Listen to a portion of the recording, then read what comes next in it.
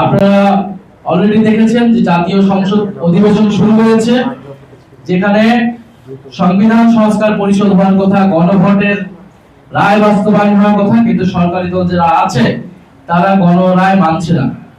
তারা সংবিধানকে তাদের নিজেদের মতো করে ব্যাখ্যা করছে।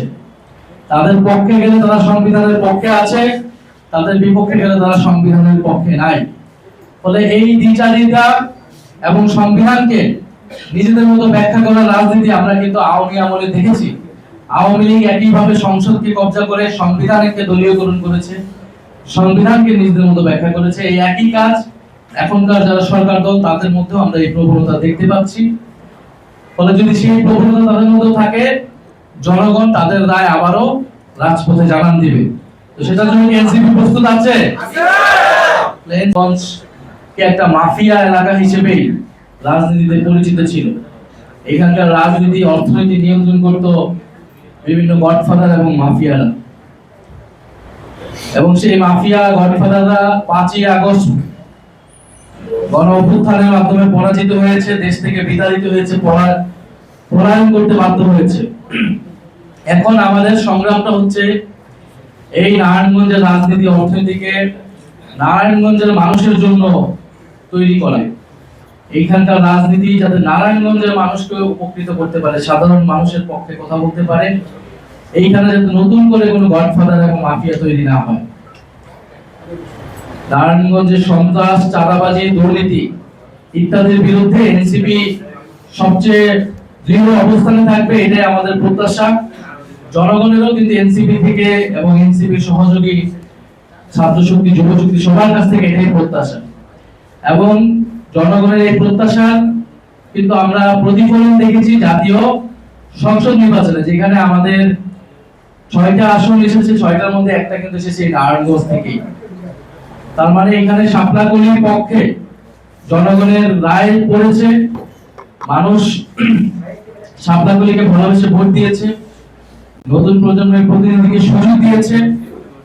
এবং আগামী 5 বছর আমাদের এই আসন সংখ্যা বৃদ্ধি করতে হবে। আমাদের স্থানীয় সরকার নির্বাচনে আমরা যাতে একটা ভালো ফলাফল নারায়ণগঞ্জ থেকে আনতে পারি, সেই জন্য আমাদেরকে চেষ্টা করতে হবে।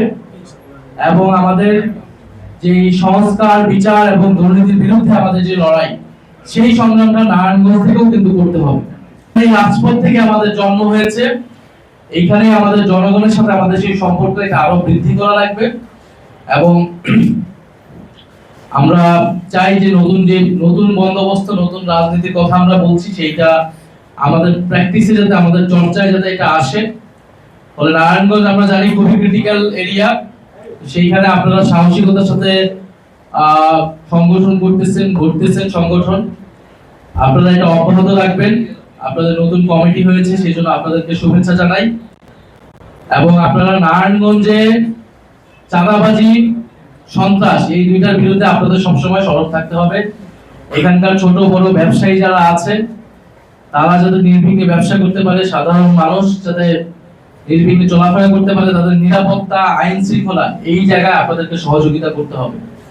জনগণের যাতে সুযোগ সুবিধা হয় সেই রাজনীতি আপনাকে করতে হবে। আমরা সেই আশা করি যে এনসিপি সারা দেশে মানুষের যে ভালোবাসা সেইটাকে ধরে রেখে সেই পজিটিভ রাজনীতিটা করবে, ইতিবাচক রাজনীতিটা করবে। আর নারায়ণগঞ্জ অবশ্যই আপনারা ফ্যাসিস্টদের যাতে কোনো ধরনের পুনর্বাসনে নারায়ণগঞ্জের মাটিতে না হয়, এটার জন্য সর্বাত্মকভাবে আপনাদেরকে প্রতিরোধ সবসময় রাখতে হবে। নারায়ণগঞ্জে ফ্যাসিস্ট যারা ছিল তাদেরকে বিচারের আওতায় আনা, তাদেরকে বিচার নিশ্চিত করা, শহীদ পরিবার যারা আছে, আহত যোদ্ধা যারা রয়েছে তাদের সাথে যোগাযোগ রাখা, সেজন্য আপনারা কাজ করবেন।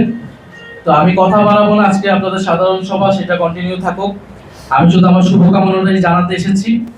এবং নারায়ণগঞ্জের এনসিপির প্রতি আমরা কৃতজ্ঞতা প্রকাশ করি, কারণ নারায়ণগঞ্জ সবসময় আমাদেরকে, আমরা নারায়ণগঞ্জ থেকে সেই সাপোর্টটা পাই, যে কোনো আমাদের বড় ছোট যে কোনো প্রোগ্রামে নারায়ণগঞ্জে সেই শক্তিশালী অবস্থান আরো শক্তিশালী হোক, এটাই আমাদের প্রত্যাশা থাকবে।